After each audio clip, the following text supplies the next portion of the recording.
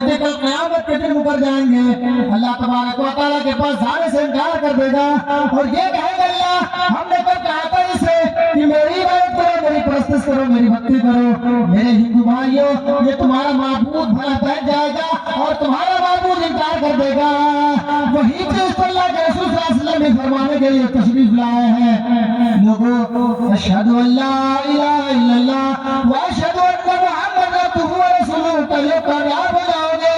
जब अल्लाह के रसूल सल्लल्लाहु अलैहि वसल्लम ने देखा कि लोग पत्थरों की इबादत कर रहे हैं, लोग देवी देवताओं की इबादत कर रहे हैं, लोग देवी देवताओं पर चढ़ाना चाहते हैं, अल्लाह के रसूल सल्लल्लाहु अलैहि वसल्लम ने फरमाया लोगों, अशहदु अल्ला इलाहा इल्लल्लाह व अशहदु अन्ना मुहम्मदन अब्दुहु व रसूलुहु, पढ़ लो कामयाब हो जाओगे, अल्लाह तबारक व तआला के पास मोक्ष पा जाओगे। मैं तुम्हारी सिफारिश करूंगा, लेकिन लोग उल्टे खोपड़ी का उन्होंने कब समझा और ये अबू तालिब से अबू तालिब तुम्हारा भतीजा बहुत ज्यादा बचत के बात कर रहा है, तुम्हारा भतीजा हमारी माबूदों की तकसीम करता है, तुम्हारा भतीजा हमारे माबूदों को बुरा भला कहता है। अरे क्या बाप हमारे और हमारे खानदान के लोग बुर्बक लोग थे, क्या हमारे बाप दादा जो इस देवी देवताओं की इबादत करते हुए चले आए हैं, क्या ये लोग बुर्बक लोग थे, ये जानते नहीं थे ये सारे तो हमारे इसी देवी देवताओं की इबादत करते हुए चले आए हैं। और आज तुम्हारा भतीजा कहता है कि ये माबूद तुम्हारा कुछ नहीं कर सकता है, ये माबूद तुम्हारा न सिफारिश कर सकता है, तुम्हारे बारे में कुछ बोल सकता है। अरे बाबू तालिब, तुम अपने भतीजे को रोक लो और रोकते नहीं है तो छोड़ दो, इसे हम देख लेते हैं। अल्लाह के रसूल सल्लल्लाहु अलैहि वसल्लम को अबू तालिब बुलाते हैं कि मेरे भतीजे आओ, तुम्हारे बारे में लोग सिफारिश करके गए हैं, तुम्हारे बारे में लोग इस तरह की बात करके गए हैं। अल्लाह के रसूल अपने चचा के पास तशरीफ किया है। अबू तालिब ने कहा कि मेरे भतीजे लोग तुम्हारी सिफारिश लेकर के मेरे पास आए और इस तरह की बातें कह रहे थे कि देखो तुम्हारा भतीजा बढ़ चढ़ के बातें कर रहा है, ये पानी सबसे ऊपर जा रहा है। तुम्हारा भतीजा कहता है कि देखो ये माबूद तुम्हारे कुछ काम नहीं आ सकता है, ये माबूद जिसके तुम इबादतें कर रहे हो ये कल क़यामत के दिन तुम्हारे कोई काम नहीं आ पाएंगे। ये जिस तरह की बातें करते हैं, अरे मेरे भतीजे मैं बहुत ज्यादा बुला चुका हूँ और मेरे जिस्म के अंदर ताकत ही नहीं है कि मैं डट कर मुकाबला करूं, कुफार मुशरिकीन का मुकाबला करूं। अरे मेरे भतीजे मैं जानता हूं कि तुम यतीम हो और तुम्हारा बाप इस दुनिया में मौजूद नहीं है। मैं ये भी जानता हूं कि तुम्हारी माँ भी इस तारे पानी से चली गई है। मैं ये भी जानता हूं कि दादा तुम्हारा भी चले गए। अरे मेरे भतीजे मैंने तुझे पोसा पाला, जवान किया, बड़ा किया। अरे मेरे भतीजे मुझे कहीं खदशा है, मुझे डर लग रहा है कि लोग तुम्हारे ऊपर टूट ना पड़े, लोग तुम्हें मार न डाले। अरे मेरे भतीजे बात आ रहा है इंसान से और अल्लाह के रसूल सल्लल्लाहु अलैहि वसल्लम की आंखों में आंसू आ जाता है। अल्लाह के रसूल सल्लल्लाहु अलैहि वसल्लम फरमाते हैं कि मेरे चचा ये इस तरह की बातें करने वाले जो आपके सामने इस तरह की बात करके गए हैं, अरे मेरे चचा इन्हें मालूम नहीं है कि ये लागर है, ये कमजोर है, इनके अंदर तो जान भी नहीं है। अरे मेरे चचा ये पत्थर की देवी देवताओं सल्लल्लाहु अलैहि वसल्लम के पास सिफारिश कैसे कर सकता है। अबू तालिब कहता है कि मेरे भतीजे मैं जानता हूँ, मैं समझता हूँ, मैं तमाम चीजों को देख रहा हूँ, लेकिन क्या करूँ मजमा उनका ज्यादा है, लोग तुम्हारे पर टूट पड़ेंगे। मैं बूढ़ा हो चुका हूँ, मैं कमजोर हो चुका हूँ, मैं अकेले कैसे कब तक तुम्हारी हिमायत करूंगा। इतने कहे और अल्लाह के रसूल फिर चले गए।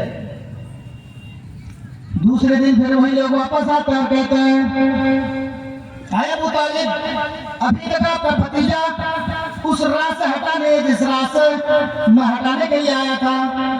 आए अबू तालिब, तुम्हारा भतीजा बहुत ज्यादा आगे जा रहा है, अगर तुम नहीं रोक पाते छोड़ दो, हम इन लोगों को देख लेते हैं, हम लोग इनको देख करके और इनको अपने ठिकाने लगा देते हैं। अल्लाह के रसूल सल्लल्लाहु अलैहि वसल्लम को बुलाया जाता है। अबू तालिब फिर बुलाते हैं, कहते हैं मेरे भतीजे कोई लोग फिर तुम्हारे पास आए थे और ये भी क्या करके गए कि अगर मक्का का सरदारी चाहता है हम उसको सरदार बना देंगे, अगर मक्का का रईस चाहता है तो हम देने के लिए तैयार है, अगर वो ये चाहता है कि हम खूबसूरत लड़की से शादी करें तो हम खूबसूरत लड़की से उनकी शादी कराने के लिए तैयार है, लेकिन उनसे कहिए कि इन तमाम कामों से बाज आ जाए। अल्लाह के रसूल सल्लल्लाहु अलैहि वसल्लम कहते हैं मेरे चचा ये क्या कहेंगे, अगर इनके पसंद में तो वो काम ही नहीं है कि वो काम कर दे, अगर ये तुम्हें हाथ में दाएं हाथ में सूरज लाकर रख दे और बाएं हाथ में चांद लाकर के रख दे तब भी मैं काम से बाहर नहीं आऊंगा। मेरे पिता ये काम करना तो मुश्किल है, सूरज को खाई कर आना और मेरे के मेरे बाएं हाथ में रख दे, ये भी मुश्किल की बात है, लेकिन अगर हत्या इम्कान को तोड़ कर लाकर मेरे दाएं हाथ में बाएं हाथ में रख दे, कहा ये तो पॉसिबल हो सकता है, लेकिन मैं नींद का काम छोड़ दिया, पॉसिबल ही नहीं है, नहीं छोड़ सकते। जिस अल्लाह तबारक व तआला ने पूरे संसार को बनाया, पूरी सृष्टि को बनाया, और बनाने के बाद इन लोगों को भी बनाया, हमें भी बनाया, सारे लोगों को बनाया, और ये कह रहा है कि नहीं आज इनकी इबादतें मत करो, और ये देवी देवताओं की इबादत कर रहे हैं, तो मेरे पिता मैं तमाम कामों को छोड़ सकता हूँ, ये अपने काम को कर भी सकता है, लेकिन मेरे कामों से बाहर नहीं आ सकता। नबी करीम सल्लल्लाहु अलैहि वसल्लम ने इस तरीके से जवाब देता है। आइए वेदों से वो मिटा कोट करता हूँ मैं आपको, और दिखाता हूँ कि जो जनाब मोहम्मद सल्लल्लाहु अलैहि वसल्लम ने जो तालीम दी है, वो तालीम उनकी वेदों के अंदर भी लिखा हुआ है। यो न पितजनितरो विधाता धामानिं वेदं भूनानि विश्वा यो देवानां नाम धा यकं यवं संपर्शनं भूने प्रतयद्दया। ऋग्वेद मंडल नंबर 10 सूत्र नंबर 82 मंत्र नंबर 3। जब लोग इस तरह की बातें कर रहे थे और एक अल्लाह को छोड़ करके हजारों देवी देवताओं की पूजा कर रहे थे, उस वक्त अल्लाह के रसूल सल्लल्लाहु अलैहि वसल्लम ने तमाम चीजों से रोका, तो नबी करीम सल्लल्लाहु अलैहि वसल्लम के रोकने के बाद वेदों की ये मंत्र साबित करता है, और वेदों का ये मंत्र साफ साफ क्लियर रिकॉर्ड करता है। यो न पितजनितयो विधाता धामानिं वेदं भूनानि विश्वा यो देवानां नाम धा यकं यवं संपर्शनं भूने प्रतयद्दया। ऐ लोगों, उस अल्लाह तबारक व तआला की इबादत करो, यो न पितजनितयो विधाता, उस पिता की इबादत करो, उस अल्लाह तबारक व तआला की इबादत करो जो संपूर्ण जगत को पैदा किया, संपूर्ण जगत को बनाया है, संपूर्ण इंसानों को बनाया है। यो न पितजनितयो विधाता धामानिं वेदं भूनानि विश्वा, वो देवता, वो अल्लाह, वो ईश्वर जो तुम्हें सब कुछ देता है, नाम सिखाया है, इल्म सिखाया, इन तमाम चीजों को दिया है। पितजनितयो विधाता धामानिं वेदं भूनानि विश्वा यो देवानां नाम धा, उस अल्लाह तबारक व तआला के नाम को याद करो, उसकी इबादत करो, उसकी भक्ति करो, जो संपूर्ण जगत को बनाया और कल क़यामत के दिन तुम्हें उठाएगा। मेरे भाइयों, ये मंत्र साफ तौर पर जाहिर करता है कि जिस अल्लाह तबारक व तआला ने तुम्हें पैदा किया है, जो अल्लाह तबारक व तआला तुम्हें रोजी देता है, जो अल्लाह तबारक व तआला तुम्हें इन तमाम चीजों से लैस करता है, उस अल्लाह तबारक व तआला की इबादत करो, उसकी भक्ति करो, उसकी परस्तिश करो। मेरे भाइयों, अल्लाह के रसूल तो हमें जहन्नम से बचाने के लिए तशरीफ लाए हैं, अल्लाह के रसूल सल्लल्लाहु अलैहि वसल्लम तो हमें वो सत्य मार्ग दिलाने के लिए तशरीफ लाए हैं, जो नए सुपथ आसमान, जो जन्नत की तरफ रास्ता लेकर जाता है, जो रास्ता हमें जन्नत की तरफ लेकर जाता है, वो पैराडाइज की तरफ लेकर वो मार्ग दिखाता है, उस रास्ते पर जनाब मोहम्मद रसूलुल्लाह सल्लल्लाहु अलैहि वसल्लम लेकर आए हैं। अल्लाह के रसूल यही तालीम दी है। नबी करीम सल्लल्लाहु अलैहि वसल्लम ने अपनी पूरी लाइफ में, पूरी जिंदगी में इस्लाम को हम तक पहुंचाने की कोशिश की है। मेरे भाइयों, जिसके साथ जिसका प्रमाण श्रीमद् भागवत गीता 16वें अध्याय का 66वें मंत्र के अंदर आज भी लिखा हुआ है, आज भी मौजूद है। वो मंत्र क्या है?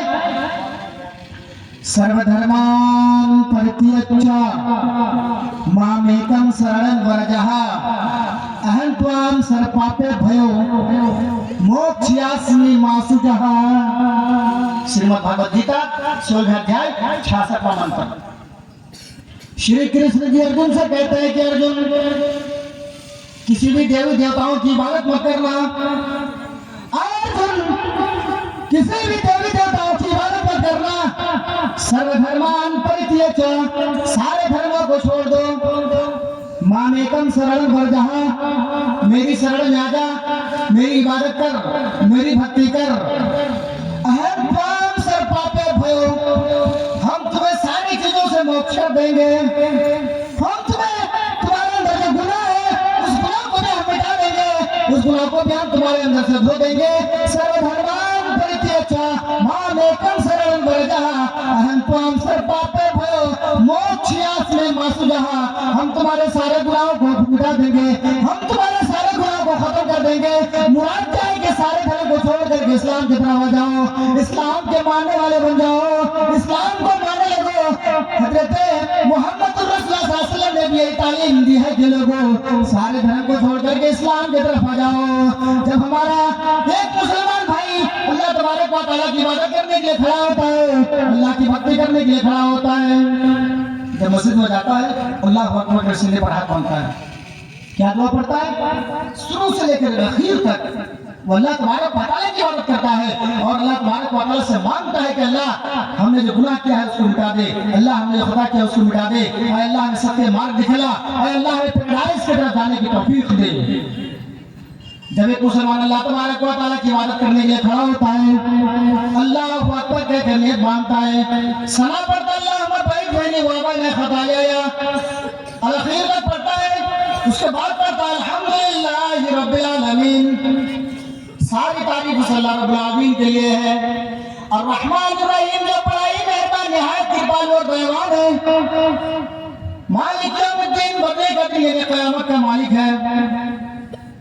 इय्याका नअबुदु व इय्याका नस्तईन, आय अल्लाह हम सिर्फ तेरी ही इबादत करते हैं और तुझी से मदद चाहते हैं। इहदिना सिरातल मुस्तकीम, आय अल्लाह तू हमें सत्य मार्ग दिखला। इस तरीके से पूरे आयतों को कोट किया जाता है, पढ़ा जाता है। 6 आयत अल्लाह तबारक व तआला की तारीफ के लिए, 3 आयत और 3 आयत बंदा अपने लिए मांगता है। जब दुआ के अंदर नमाज करने खड़ा होता है, अल्हम्दुलिल्लाहि रब्बिल आलमीन अर्रहमानिर रहीम मालिक यौमिद्दीन इय्याका नअबुदु व इय्याका नस्तईन इहदिना सिरातल मुस्तकीम सिरातल लज़ीना अनअमता अलैहिम गैरिल मग़दूबि अलैहिम वलद्दाल्लीन। मेरे हिंदू भाइयों, अगर आप रात के 1 बजे तक जगे हुए हो और मेरी बात अगर आप तक पहुंच रही है, मौलाना रफीक का संदेश है, प्यार की दावत है, हम तुम्हारी किताबों से पूरा मंत्र दिखाने के लिए तैयार है कि तुम्हारी किताबों के अंदर ये पूरा मंत्र लिखा हुआ है। जब हमारा हिंदू भाई इबादत करने के लिए खड़ा होता है, जब एक हिंदू भाई ईश्वर की इबादत करने के लिए खड़ा होता है, ईश्वर की भक्ति करने के लिए खड़ा होता है, तो पढ़ता है मही देवस्य सवितु परस्तुति वसुरदयमाना अल्हम्दुलिल्लाहि रब्बिल आलमीन, सारी तारीफ अल्लाह रब्बुल आलमीन के लिए। महीने सवितु परस्तुति, महीने महान देवस्य देवता, सवितु सारी की सारी परस्तुति प्रशंसाएं हैं, अल्हम्दुलिल्लाहि रब्बिल आलमीन, सारी तारीफ अल्लाह रब्बुल आलमीन के लिए है। अर्रहमानिर रहीम, बड़ा ही मेहरबान कृपालु और दयावान है, वसूर दयावाना जो देने वाला और बहुत रहीम है। सेम चीजें मेरे भाइयों वेदों के अंदर भी मौजूद है। इहदिना सिरातल मुस्तकीम, आय अल्लाह तू हमें सत्य मार्ग दिखला, सत्य रास्ता दिखला। वेदों के अंदर कहा गया है नस पथारा आसमान, आय अल्लाह हमको हमारे फायदे के लिए सत्य मार्ग दिखला, जो तेरे नबी का रास्ता है, जो जनाब मोहम्मद रसूलुल्लाह सल्लल्लाहु अलैहि वसल्लम का रास्ता है, उस रास्ते पर हमें ले चल, वो रास्ता हमें दिखा दे। मेरे भाइयों, बातें से मैं सिर्फ लैंग्वेज का फर्क है, यहाँ वहाँ संस्कृत जुबान है और संस्कृत के मैं तालिब इल्म हूँ, दरभंगा यूनिवर्सिटी से समाचार कर रहा हूँ।